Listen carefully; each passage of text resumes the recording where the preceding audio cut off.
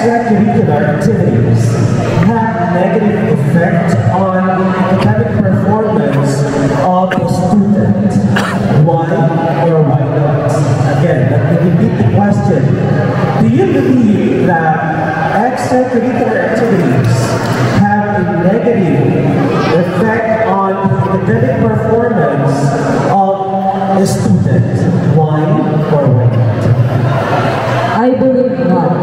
Extracurricular activities help with our holistic development, where our intellectual, physical, mental, emotions, and social abilities will be developed. That's all I think. Hey mga kaped, kasama po natin ang newly crowned Mr. PNS 2024 na si Gray. Ayan, kamusta? Ang bagong corona. Kamusta yung paghahanda mo dito?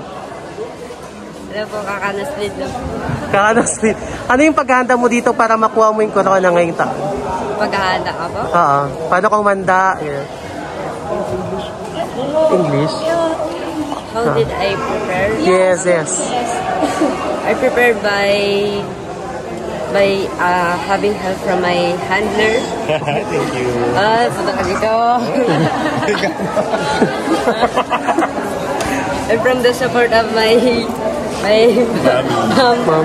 mom and Ma'am Julie. Lapit na dito. Ayan. May ganun pala. May ganun. Ayan. Kinabahan ka ba habang lumalakad dito? First time mo sa pageant? Yes.